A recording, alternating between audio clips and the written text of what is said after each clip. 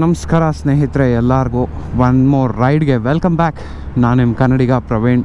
ಇವತ್ತು ನಮ್ಮ ಕೈಯಲ್ಲಿ ಡ್ಯೂಕ್ ಇಲ್ಲ, ನಮ್ಮ ಕೈಯಲ್ಲಿರೋದು ಆ್ಯಕ್ಟಿವಾ, ನಮ್ಮ ಅಪ್ಪನ ಸೊತ್ತು. ಸೊ ನಮ್ಮಪ್ಪ ಕೂಡ ಹಿಂದೆ ಕೂತಿದ್ದಾರೆ, ಅರ್ಲಿ ಮಾರ್ನಿಂಗ್ ರೈಡ್ ಬರ್ತಿದ್ದಾರೆ ನನ್ನ ಜೊತೆಗೆ. ಅವರು ನೋಡಬೇಕು ಅಂತ ಅಂದ್ರಂತೆ ನಾನು ಹೆಂಗೆ ರೈಡ್ ಮಾಡ್ತೀನಿ ಏನು ಅಂತ. ಸೊ ಒಂದು ಸ್ಪಿನ್ ಹಾಕೋ ಬರೋಣ ಅಂತ ಅಂದ್ಬಿಟ್ಟು ಕ್ವಿಕ್ಕಾಗೆ ಹೇಳಿದ್ದಕ್ಕೆ, ಕ್ವಿಕ್ಕಾಗೇನಿಲ್ಲ, ಒಂದು ವಾರದ ಮುಂಚೆನೇ ಡಿಸೈಡ್ ಮಾಡಿದ್ವಿ ಸ್ಪಿನ್ ಹಾಕೋ ಬರೋಣ ಹೋಗ್ಬಿಟ್ಟು ಅಂತ.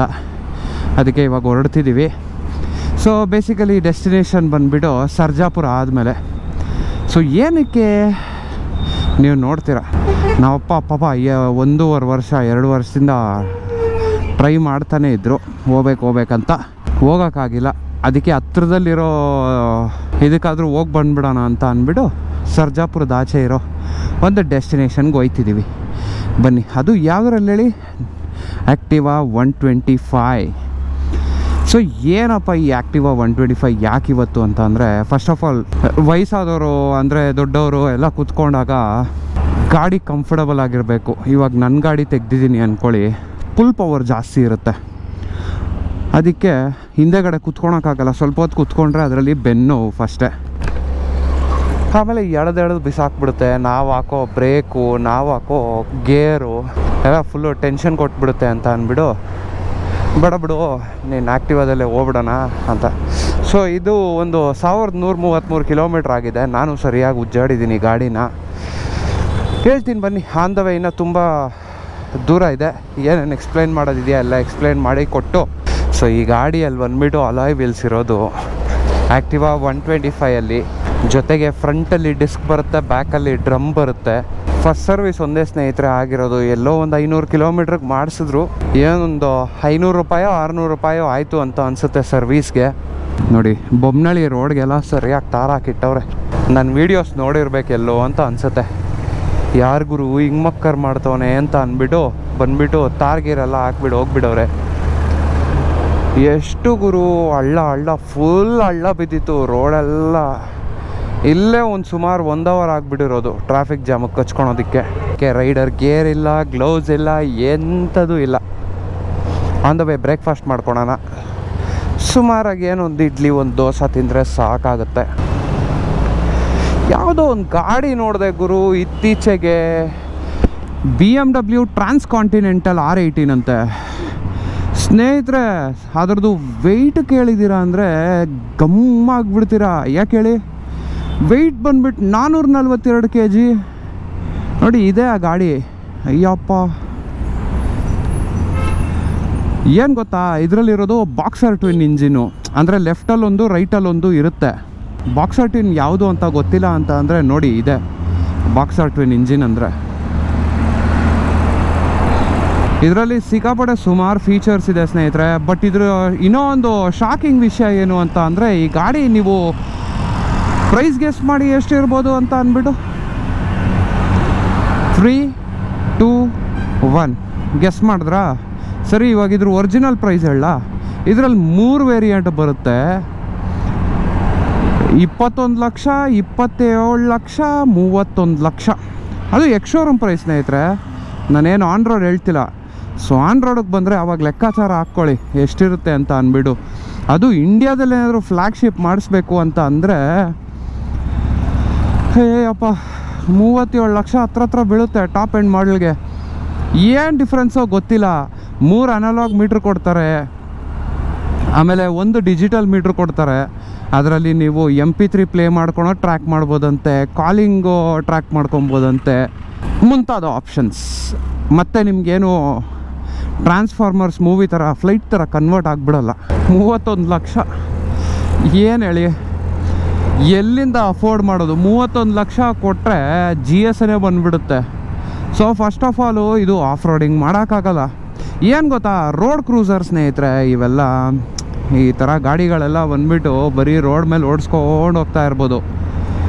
ಬೇರೆ ಯಾವ ಆಪ್ಷನೂ ಇಲ್ಲ ನಿಮಗೆ. ಆಫ್ ರೋಡಿಂಗ್ ಮಾಡ್ತೀನಿ, ನಿಮ್ಮ ಮನೆ ಮುಂದೆ ಒಂಚೂರು ಚಿಕ್ಕ ಆಫ್ ರೋಡಿಂಗ್ ಇದ್ರೂ ಆಗಲ್ಲ. ಯಾಕಂದರೆ ನೋಡಿ, ಒಂದು ಸಾರಿ ಗಾಡಿ ಏನಾದರೂ ವಾಲ್ ಬಿಡ್ತು ಅಂದ್ಕೊಳ್ಳಿ, 442 kg ಹಿಡಿಯೋಕೆ ಹೋಗ್ಬಿಟ್ಟು ನಿಮ್ಮ ಕಾಲು ಮುರ್ಕೊಬಿಡ್ತೀರ ಅಷ್ಟೇ. ಸಿಂಪಲಾಗಿ ಬಿಟ್ಬಿಡ್ಬೇಕು, ಆಮೇಲೆ ಕ್ರೇನ್ ತೊಗೊಂಬಂದು ಎಬ್ಬರಿಸ್ಬೇಕು ಆ ಗಾಡಿನ. ಅಯ್ಯಪ್ಪ. ಆಮೇಲೆ ಇದರಲ್ಲಿ ಹೋಗೋ ಸ್ಪೀಡು ಅಷ್ಟೇ ಇದೆ ಬಿಡಿ. ಇದ್ರದ್ದು ಸ್ಪೀಡ್ ಬಂದುಬಿಡು ಒಂದು ನಮ್ಮಮ್ಮ ಅಂದರೆ ಒಂದು 180 ಅಟ್ ದ ಮ್ಯಾಕ್ಸ್. ಅದು ಪುಷ್ ಮಾಡಿದ್ರೆ. ಎಕ್ಸಾಸ್ಟ್ ನೋಟ್ ಕೇಳ್ತೀರಾ? ತಗೊಳ್ಳಿ ಎಕ್ಸಾಸ್ಟ್ ನೋಟು.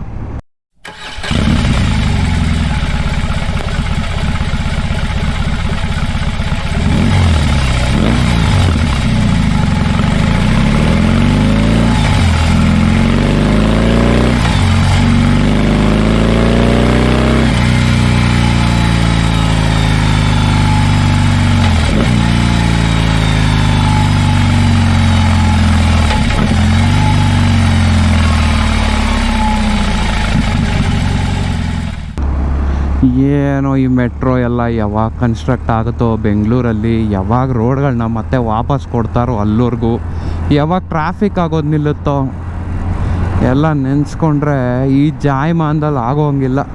ಸೈಲೆಂಟಾಗಿದೆ ಅಲ್ಲ ಈ ಗಾಡಿಯಲ್ಲಿ ಓಡಿಸೋದಕ್ಕೆ. ಸೊ ಏನಿಲ್ಲ ಅಂತ ಅಂದ್ರೂ ಈ ಗಾಡಿಯಲ್ಲಿ ನಾವೊಂದು ಅಯ್ಯೋ ಅಂದರೆ 60, ಅಯ್ಯಯ್ಯೋ ಅಂದರೆ 70 ಹೊಡಿಬೋದು. ಅಯ್ಯಪ್ಪ ಅಂತ ಅಂದರೆ ಒಂದು 80 ಸ್ಪೀಡಲ್ಲಿ ಹಾಕ್ಕೊಂಡು ಚಚ್ಬೋದು. ಅದಕ್ಕೆ ಮೇಲೆ ಹೋಗೋದಿಲ್ಲ. ಇದು ಹತ್ತಲ್ಲ, ನಾವು ಹತ್ತಕ್ಕೆ ಬಿಡೋಲ್ಲ. ಯಾಕಂದರೆ ಹಿಂದೆ ಅಪ್ಪ ಪೈಡ್ ಅಂತ ತಲೆ ಮೇಲೆ ಕೊಡ್ತಾ ಇದ್ದರೆ ಆಟೋಮೆಟಿಕ್ಕಾಗಿ ಸ್ಪೀಡ್ ಕಮ್ಮಿ ಆಗ್ಬಿಡುತ್ತೆ. ಆ್ಯಕ್ಚುಲಿ ಲಾಗ್ ಮಾಡೋದಾ ಬೇಡವಾ ಅಂತ ಒಂದು 20 ಸಾರಿ ಕೂತ್ಕೊಂಡು ಯೋಚನೆ ಮಾಡಿದೆ. ಸರಿ ಬಿಡಿ, ಹೆಂಗಿದ್ರು ಒಂದು ಬ್ರೇಕ್ ತಗೋತಾ ಇದ್ದೀನಲ್ಲ ಅಂತ ಅಂದ್ಬಿಟ್ಟು ಮಾಡಿಬಿಡೋಣ. ನಮ್ಮ ಆ್ಯಕ್ಟಿವ್ ಆ ಗಾಡಿನೂ ಯೂಟ್ಯೂಬಲ್ಲಿ ತೋರಿಸ್ದಂಗೆ ಆಗುತ್ತೆ ಅಂತ ಅಂದ್ಬಿಟ್ಟು ಮಾಡ್ತಾಯಿದ್ದೀನಿ. BMW ಓಡಿಸ್ದಾಗಿಂದ BMW ಮೇಲೆ ಕಣ್ಣಾಗಿಬಿಟ್ಟಿದೆ ಸ್ನೇಹಿತರೆ. ಆ ಗಾಡಿಯಲ್ಲಿ ಕಂಫರ್ಟು ಅಷ್ಟು ಸ್ಮೂತಾಗಿತ್ತು. ಒಂಥರ ಅದೇ ಗಾಡಿ ಬೇಕು ಅಂತ ಕವ ಅಂತ ಇದೆ. ಆದರೆ ತೊಗೊಳಕ್ಕೆ ಇನ್ನೂ ಒಂದು ಸ್ವಲ್ಪ ದಿನ ಆಗುತ್ತೆ. ನೆಕ್ಸ್ಟು ಗಾಡಿ ತೊಗೊಂಡ್ರು ಪ್ಲ್ಯಾನ್ ಮಾಡಿದ್ರೂ ಒಂದು ಪ್ಲ್ಯಾನಿಂಗ್ ಮೇಲೆ ತೊಗೊಂಡ್ಬಿಡ್ತೀನಿ. ಎಷ್ಟು ಜನ ಕಿಯೋನ ಅಫೋರ್ಡ್ ಮಾಡೋರೆ ಸ್ನೇಹಿತರೆ? ಸುಮಾರು ಜನ ಕಿಯೋ ಓಡಿಸೋದು ನೋಡ್ತಾನೇ ಇರ್ತೀನಿ. ಅದರಲ್ಲೂ ಸೆಲ್ಟೋಸ್ ಅಂತೂ ಮೋಸ್ಟ್ ಅಫೋರ್ಡಬಲ್ ಆಗಿಬಿಟ್ಟಿದೆ ಅಲ್ಲ SUVಗೆ. ಕಿಯಾದಲ್ಲಿ ಸೆಲ್ಟೋಸು, ಟಾಟಾಗೆ ಬಂದರೆ ನೆಕ್ಸಾನು, ವೋಕ್ಸ್ ವ್ಯಾಗನ್ಗೆ ಬಂದರೆ ಪೋಲೋ. ಇವಾಗ ಪೋಲೋ ಬರ್ತಿಲ್ಲ ಬಿಡಿ, ನಿಂತೋಗ್ಬಿಟ್ಟಿದೆ. ಮೋಡ್ ಆಫ್ ಟ್ರಾನ್ಸ್ಪೋರ್ಟೇಷನ್ಗಂತೂ ಲೆಕ್ಕನೇ ಇಲ್ಲ. ಸೊ ಟ್ರೈನ್ ಬಂದು ನಿಂತಿದೆ. ಸುಮಾರು ಟೈಮ್ ಆಗುತ್ತೆ ಹೋಗೋ ಅಷ್ಟೊತ್ತಿಗೆ. ಹಾಕಿದ್ರು, ಆಲ್ಮೋಸ್ಟ್ ಬ್ರೇಕ್ ಹಾಕಿದ್ರು. ಫೈನಲಿ ಸ್ನೇಹಿತರೆ ರೀಚ್ ಆಗಿದ್ದೀವಿ ಮುಗಳೂರು ಕಡೆಗೆ. ನೋಡಿ ಇದೆ ಮುಗಳೂರು. ಇದಾದಮೇಲೆ ಇನ್ನೊಂದು ಮ್ಯಾಕ್ಸಿಮಮ್ ಅಂದರೆ ಇನ್ನೊಂದು 10-15 ನಿಮಿಷ ಸ್ನೇಹಿತರೆ ನಮ್ಮ ಡೆಸ್ಟಿನೇಷನ್. So reveal ಮಾಡಿಬಿಡವ. ನಾವು ಬಂದುಬಿಡು ಇವಾಗ ಹೋಗ್ತಿರೋದು ಚಿಕ್ಕ ತಿರುಪತಿ ಕಡೆಗೆ. ಒಂದು ಸ್ವಲ್ಪ ಹರಕೆ ಹೊತ್ಕೊಂಡಿದ್ವಿ, ದೊಡ್ಡ ತಿರುಪತಿಗೆ ಹೋಗೋಕ್ಕಾಗಿಲ್ಲ. ಅದರಿಂದ ಒಂದು ಸ್ವಲ್ಪ ಕಾಂಪ್ರಮೈಸ್ ಮಾಡಿ ದೇವರೇ ಕ್ಷಮಿಸ್ಬಿಡಪ್ಪ, ಚಿಕ್ಕ ತಿರುಪತಿಗೆ ಹೋಗ್ಬಿಟ್ಟು ಪುನಸ್ಕಾರ ಎಲ್ಲ ಮುಗಿಸ್ಕೊಂಬರ್ತೀವಿ ಅಂತ ಅಂದ್ಬಿಟ್ಟು ಚಿಕ್ಕ ತಿರುಪತಿ ಕಡೆಗೆ ಬಂದಿದ್ದೀವಿ. ಸೊ ಇದೆಲ್ಲ ಒಂಥರ ಸೀನಿಕ್ ಪ್ಲೇಸು. ಎಲ್ಲನೂ ಲೇಔಟ್ಗಳು ಮಾಡ್ತಿದ್ದಾರೆ. ಏನು ಗೊತ್ತಾ, ಇತ್ತ ಕಡೆ ಎಲ್ಲ ಹೈವೇ ಆಗ್ತಿದೆ. ಸೊ ಒನ್ಸ್ ಏನಾದರೂ ಹೈವೇ ಟಚ್ ಆಗಿಬಿಟ್ರೆ ಹೆವಿ ಪ್ರೈಸ್ ಆಗಿಬಿಡುತ್ತೆ ಸೈಟ್ಗಳೆಲ್ಲ. ಸೊ ಅದಕ್ಕೆ ಈ ದೊಡ್ಡ ದೊಡ್ಡ ಕಂಪನಿಗಳವರೆಲ್ಲ ಏನು ಮಾಡ್ತಿದ್ದಾರೆ ಅಂತ ಅಂದರೆ ಇವಾಗಲೇ ಎಲ್ಲ ಪರ್ಚೇಸ್ ಮಾಡೋದು. ಯಾಕಂದರೆ ಇವಾಗಂದರೆ 1 ಎಕರೆ ಬಂದುಬಿಟ್ಟು 1.5 ಕೋಟಿ 2 ಕೋಟಿಗೆಲ್ಲ ಸಿಕ್ಬಿಡುತ್ತೆ ಇತ್ತ ಕಡೆ. ಅದಕ್ಕೆ ಎಲ್ಲ ಇವಾಗಲೇ ಪರ್ಚೇಸ್ ಮಾಡ್ಕೊಂಡು ಒಂದು 10 ಎಕರೆ 20 ಎಕರೆಗಳೆಲ್ಲ ಲೇಔಟ್ಗಳು ಮಾಡಿಬಿಟ್ಟು ಬಿಟ್ಬಿಡ್ತಾರೆ. ಅದು ಇನ್ನೊಂದು 10 ವರ್ಷದಲ್ಲಿ ಹೈವೇ ಎಲ್ಲ ಮುಗ್ದಾದ್ಮೇಲೆ ಇವತ್ತು 2 ಕೋಟಿ ಕೊಟ್ಟಿರೋದು ಅವ್ರಿಗೊಂದು 3 ಟೈಮ್ಸ್ 4 ಟೈಮ್ಸ್ ಜಾಸ್ತಿ ಆಗುತ್ತೆ. ಅಂದರೆ ಒಂದು ಹತ್ರ ಒಂದು 10 ಕೋಟಿ ಹತ್ರಕ್ಕೆ ಬರುತ್ತೆ ಅವ್ರಿಗೆ ಒಂದು ಲೇಔಟಿಂದ. ಬರೀ ಸೈಟ್ಗಳು ಸೇಲ್ ಮಾಡಿನೇ, ಮತ್ತೆ ಮನೆಗಳೆಲ್ಲ ಕಟ್ಟಿ ಅಲ್ಲ.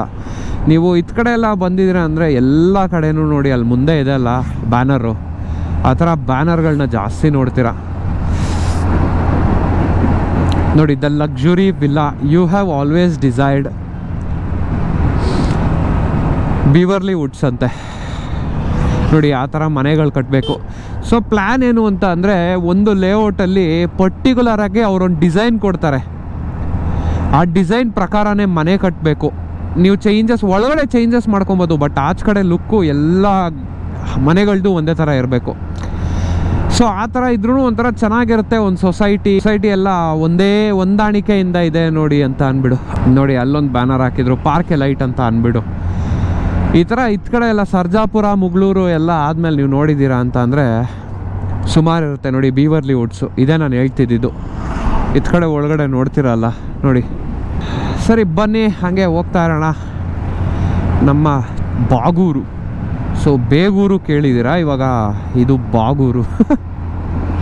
ನಮ್ಮೂರು ಈ ಊರು ಅಣ್ಣ ತಮ್ಮಂದಿರು ಇರಬೇಕು. ಜಗಳ ಆಡ್ಕೊಂಡು ದೂರ ಬಂದುಬಿಡಿದೆ. ಬೇಗೂರು ಅಲ್ಲಿದೆ, ಬಾಗೂರು ಇಲ್ಲಿದೆ. ಸೊ ಇದೇ ನಾನು ಫಸ್ಟ್ ಟೈಮು ಅಂದರೆ ನಮ್ಮ ಅಪ್ಪನ ಕರ್ಕೊಂಡು ಇಷ್ಟು ದೂರ ಚಿಕ್ಕ ತಿರುಪತಿಗೆ ಅಂತ ಯೋಚನೆ ಮಾಡಿಕೊಂಡು ಇಷ್ಟು ದೂರ ಬಂದಿರೋದು. ಅಂದರೆ ಯಾವತ್ತೂ ನಾನು ನಮ್ಮಪ್ಪ ಜೊತೆಗೆ ಇಷ್ಟು ದೂರ ಎಲ್ಲ ಓಡಾಡಿಲ್ಲ. ಅದಕ್ಕೆ ಒಂಥರ ಎಕ್ಸೈಟ್ಮೆಂಟ್ ಜಾಸ್ತಿ ಬಿಡಿ. ನನ್ನ ಗಾಡಿಯಾಗಿದ್ದರೆ ಇಷ್ಟೊತ್ತಿಗೆ ಯಾವಾಗಲೂ ರೀಚ್ ಆಗಿಬಿಡ್ಬೋದಾಗಿತ್ತು. ನಮ್ಮ ಅಪ್ಪನೂ ಅದೇ ಹೇಳ್ತಿದ್ರು. ಆದರೆ ಸೀನೇನು ಅಂತ ಅಂದರೆ ಅದೇ ಸ್ಟಾರ್ಟಿಂಗ್ ಆಫ್ ದ ವಿಡಿಯೋದಲ್ಲಿ ಹೇಳಿದ್ದೀನಲ್ಲ, ಒಂದು ಸ್ವಲ್ಪ ಸೊಂಟ ಗಿಂಟ ಎಲ್ಲ ನೋವು ಬಂದುಬಿಡುತ್ತೆ ಹಿಂದೆಗಡೆ ಕೂತ್ಕೊಂಡಿರೋ. ಯಾಕಂದರೆ ಅದ್ರದ್ದು ಫುಲ್ ಪವರ್ ಹಂಗಿದೆ, ಅಗ್ರೆಷನ್ ಪವರ್ ಹಂಗಿದೆ. ಆಲ್ರೈಟ್ ಸ್ನೇಹಿತರೆ, ಸಿಗ್ತೀನಿ ನಾನು ನಿಮಗೆ ಒಂದು ಸಣ್ಣ ದರ್ಶನದ ನಂತರ. ಐ ಹೋಪ್ ನಿಮಗೆ ಈ ಸಣ್ಣ ವಿಡಿಯೋ ಇನ್ಫಾರ್ಮೇಷನ್ ಎಲ್ಲ ಇಷ್ಟ ಆಯಿತು ಅಂತ. ಒಂದು ವೇಳೆ ಇಷ್ಟ ಆಗಿದರೆ ಡೆಫಿನೆಟಾಗಿ ಲೈಕ್ ಆ್ಯಂಡ್ ಸಬ್ಸ್ಕ್ರೈಬ್ ಮಾಡ್ಕೊಳ್ಳಿ. Thank you so much for watching. Until the next episode, take care, have a nice day and bye ಬಾಯ್.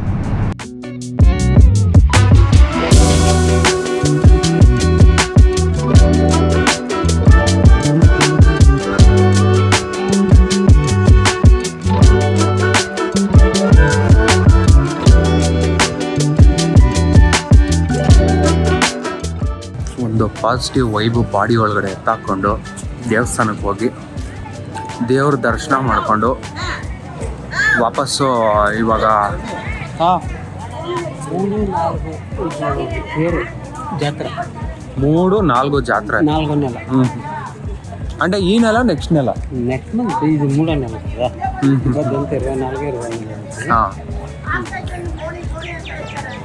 ಅದೇ ಒಂದು ಪಾಸಿಟಿವ್ ವೈಬು ಬಾಡಿ ಒಳಗಡೆ ಹಾಕ್ಕೊಂಡು ಇವಾಗ ವಾಪಸ್ಸು ನಾವು ಹಿಂದಿರುಗ್ತಾ ಇದ್ದೀವಿ. ಸೊ ಇಲ್ಲೊಂದು ಸೀನ್ ನಡೆಯುತ್ತೆ, ಆಮೇಲೆ ಹೇಳ್ತೀನಿ ಏನು ಅಂತ ಅಂದ್ಬಿಟ್ಟು.